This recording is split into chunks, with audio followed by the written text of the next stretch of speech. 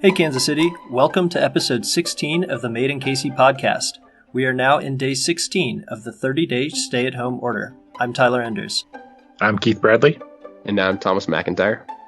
Today, we are joined by two of the biggest names in the KC food scene to discuss their new fundraising effort, KC Runs on Hospitality. Photographer, entrepreneur, editor, and connector Anna Petrow has teamed up with Danielle Lehman, creator and host of Open Belly, founder and CEO of Boxer Mutt, a digital design agency, and the genius behind Curbside KC. Well, good afternoon to you both. I know you both have insane amounts of things going on, so thank you so much for making time to join us today. Thanks for having us. All right, before we get into all the good work going on right now, help us understand on a personal level what your guys' lives look like right now. What's changed, what hasn't, etc. Sure. So for me, a little bit has changed. Some of my work has slowed down. I freelance, so some of my clients have kind of paused projects, but I've now become a full-time stay-at-home mom as well, and have been filling my time trying to take care of people in the community, feeding people, keeping people informed about how to support local restaurants. So I feel like I'm personally busier than ever, but it's just a different flow that I'm getting used to, like everybody else is. Yeah, I was just joking with Patrick last night that I'm somehow busier than I've ever been, but making no money. I, of course, work as a photographer primarily with folks in the food and beverage industry. So with the mandated closure of their dining rooms, my work fell off pretty quickly. So I've pivoted a little bit to doing a couple photo shoots in my house for clients that still have product photography needs or who want to advertise the to-go offerings that they have. But for the most part, I've been, like Danielle, focusing on how I can help the community. And so you guys can't relate at all to all the memes about people being bored out of their minds. No. I wish I had time to watch Netflix. Yeah, in an earlier episode, we talked about what we all were watching. Have you guys watched anything new? I'm diving into Ozark finally, which I love that show, but like Danielle, not too much TV time. I've finished one episode of Tiger King, so Nice. I sort of have an idea of what everyone's talking about, but no, I'm lucky if I make it through 30 minutes of some show I've seen before, Completely understand. Well, the reason we had you both on today is because you just launched an initiative called KC Runs on Hospitality. But before we discuss that effort, I want to give just a little more background on each of you and also talk about Curbside KC. So, Danielle, let's start there. As of 2 weeks ago, you were best known for your critically acclaimed podcast, Open Belly, which shares the stories of immigrant chefs in our community. But in the past 2 weeks, as lots of things have changed, you've also become known for your absolutely incredible initiative, Curbside KC. Tell us about that. Well, first of all, I will say no one's ever referred to my podcast as critically acclaimed, so thank you for that. A couple of weeks ago when all of this started changing, a lot of the restaurant owners that I've worked with through the podcast reached out to me and said they were shifting to only takeout or only curbside takeout. And as a marketer first, that's my day job. I felt like it was really it was confusing for consumers to figure out how to continue to support their favorite restaurants if they weren't sure if they were open or if they were doing dining room takeout or if you had to stay in the car or you only could deliver. Nobody could quite figure out how to do that. So I decided to build a quick website where restaurants could list all of their current offerings, and if they changed every day, they could continue to update it. And so their customers could come and quickly see who's still operating and who is still serving curbside takeout and delivery, maybe just in the short term. So I built Curbside KC in a couple of hours on a Saturday morning, and I wasn't quite sure if it would be widely used. And I think by that Monday, we had almost 1,000 restaurants in the database. We now have over 1,200 restaurants in the database. It's being updated multiple times a day still. We've had over 100,000 unique visitors on the site since we launched. So it's really interesting that it's become kind of a indispensable tool in the community for people to figure out where they can order food. And I think a lot of people are even struggling to be able to get groceries right now. You can't even get an Instacart delivery window available. So people are relying on curbside takeout and delivery, I think, more than a lot of restaurants even thought that they would. So I'm happy that it's become a good resource for everyone to use. I've used it personally, And I think the story of going from 0 to 1,000 is just remarkable. How did that happen? How did it get from 0 to 1 and 1 to 100? So I just started listing restaurants that I knew were operating.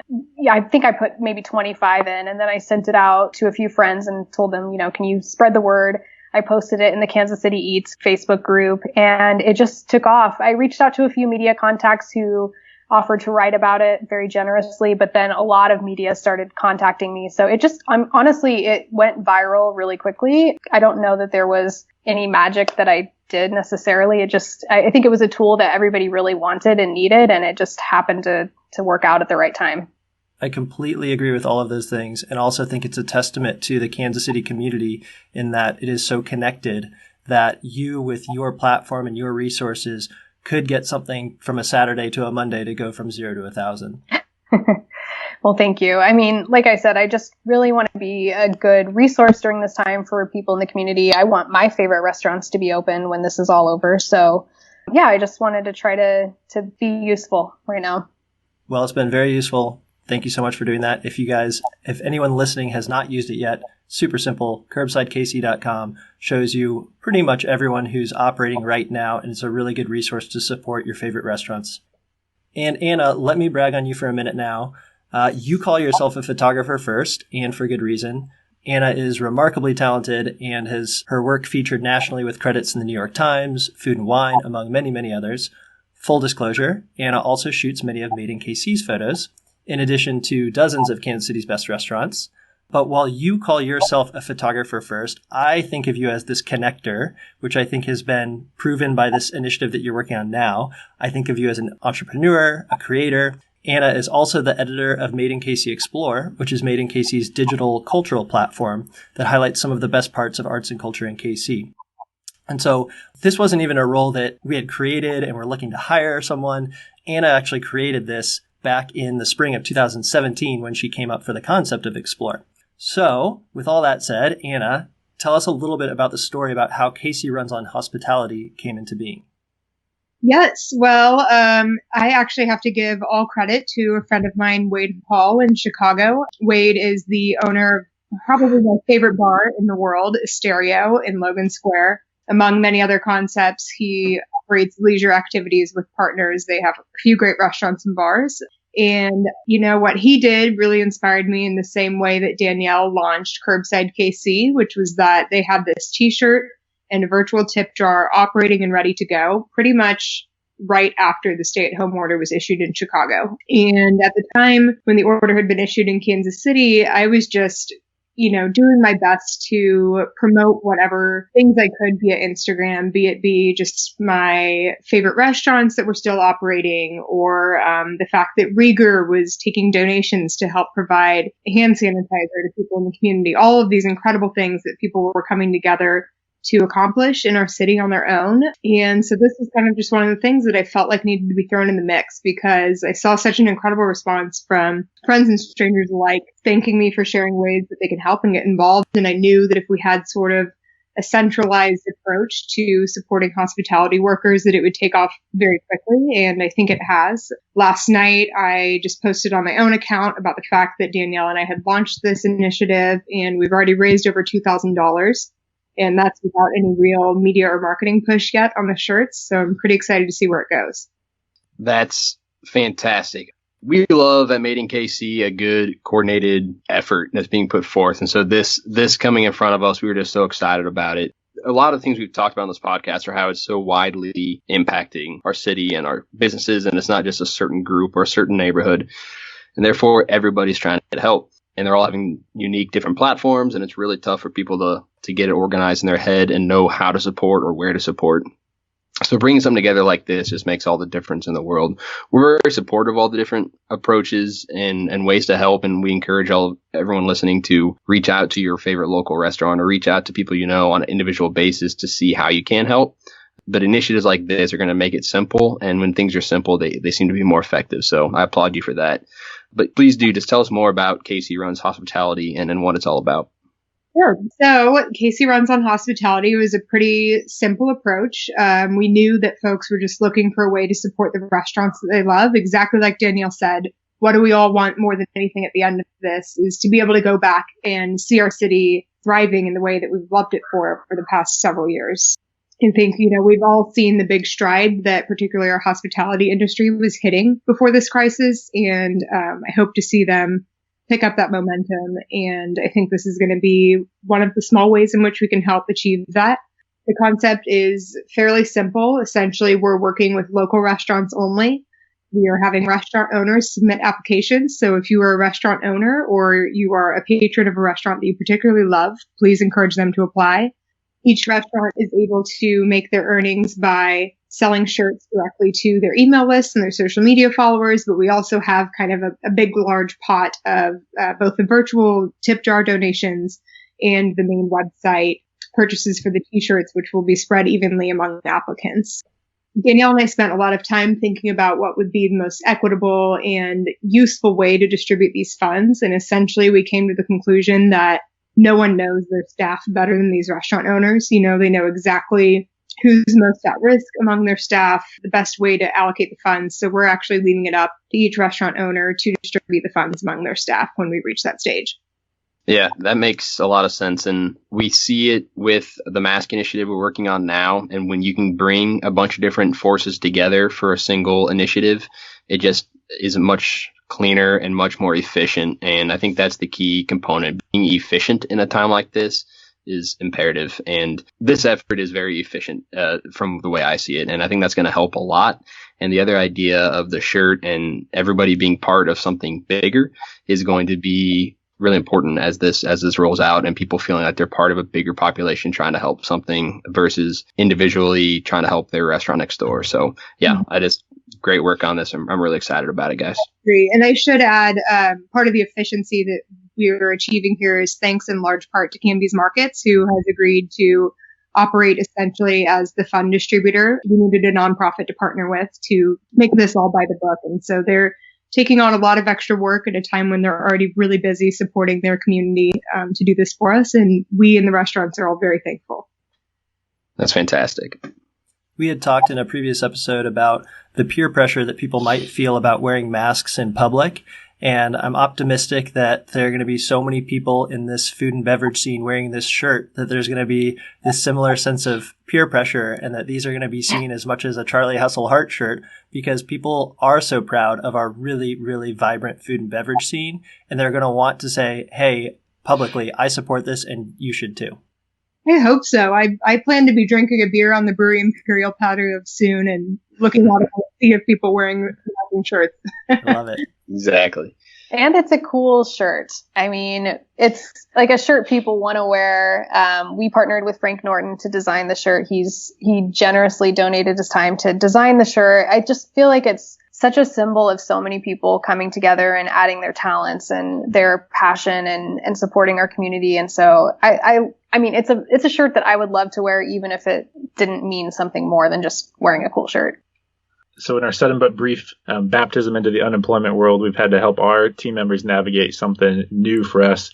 We've learned pretty quickly that unemployment's a little bit of a complicated system to navigate. Doesn't quite cover everybody, depending on when you work for your employer, for how long. It does seem like through this pandemic that the hospitality industry has been hit exceptionally hard. And we also know that in our society, discussions around fair wages, the discussion often revolves around the hospitality industry as well, being that they get most of their income from tips. What have you guys seen the impact on the hospitality industry be so far during this pandemic? I think what I've seen is a lot of confusion and a lot of people are scared.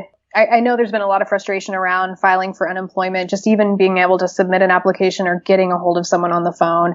And meanwhile, our living expenses go on. I'm a part of a few Facebook groups that are specifically geared towards hospitality workers. And I've seen a lot of frustration from folks that, their rent is still due. Their landlords are threatening to evict them. They've got families to feed. We've also been doing some free lunches for displaced hospitality workers on a weekly basis. And a lot of the folks that come to that, have 6 kids in the car and they ask, can we have some for our families? So I think the thing to keep in mind is that, it's not just one hospitality worker. That person's tips might be feeding 6 people, putting a roof over the head for 6 people. there's just not a real clear path right now to how we can take care of these people and what the long-term plan is as well. I don't know that unemployment is going to be enough to take care of a lot of these folks' needs on a long-term basis. So, I mean, that was really my interest in participating in this project, is how do we make sure that we're truly taking care of people's needs, because I don't think we can rely on unemployment to make it, sustainable for them for however long this lasts. I don't think as soon as the stay-at-home order is lifted, people are going to flock back to the restaurants in the numbers that we saw before. I think it's going to be kind of a slow, gradual increase. A lot of people won't get their jobs back right away. So this could be a long period of time for some folks that they are unemployed. Mm-hmm. Likewise, I agree. That was part of why I wanted to get this initiative started. Was I was seeing a lot of the language out there of people saying tip for your food as much as you possibly can, which, while that's a fantastic sentiment, the reality is a lot of the consumers getting to-go food are also facing unemployment struggles of their own or decreased workload of their own. So we need a bigger and wider solution from our government leaders. But as far as KC Runs on Hospitality goes, I'm really hoping to chase some corporate sponsorships to really pad and make more impactful the funds that we're able to distribute to these restaurants. We've done a little bit of future casting on this podcast about what life will be like after the pandemic. Do you think this will change anything around the conversations of wages in the hospitality industry? I hope so. I hope that this is a wake-up call for people. It's interesting, how many people are complaining that the unemployment check that they're getting isn't enough to take care of their family, yet it's comparable to what a minimum wage worker would get. I think it's opening a lot of people's eyes to the poverty level for a lot of folks that work in the hospitality industry. And I hope that it is the wake-up call that we need to make some changes at a higher level to take care of people that are taking care of us every day. And I hope we remember right now the sacrifices these people are making and the risks they're personally taking to continue feeding our community. They're the ones out there on the front lines continuing to safely prepare our food every day when a lot of us, like Danielle said, can't get to the grocery store. So we cannot soon forget the sacrifices that they're making. And would you all be able to share again what the goals of the campaign are and how you all define success at the end of this? We have not set a specific financial goal. Part of what is happening here is basically an experiment. I think we're going to see a way greater need of restaurants who want to apply than we can likely accommodate with the funds that we're able to raise. So that is a big reason behind my interest and likely focus moving forward in chasing both donors who are willing to match what we raise, donors who are willing to take on the production costs of the shirts and other merchandise that we'll be producing. I'm really interested in seeing the volume of funds that we are able to pass on to these restaurants be as impactful as possible. And so how are you going to distribute in terms of frequency? Is this going to be weekly, monthly? And then also, what happens if you have 1,000 restaurants want to sign up, since there are already 1,000 on Curbside KC? So clearly you guys have already displayed your ability to reach these restaurant owners. So it would follow that there's a good chance there will be many, many people signing up to participate. We will most likely have more restaurants sign up than we can initially accommodate. We are open to any and all solutions. So anyone listening, if you have a light bulb over your head, please send it my way. But for now, I think the game plan is to cap the application exceptions at a certain point while we gain our feet and see what kind of response we're getting in terms of purchasing and donations.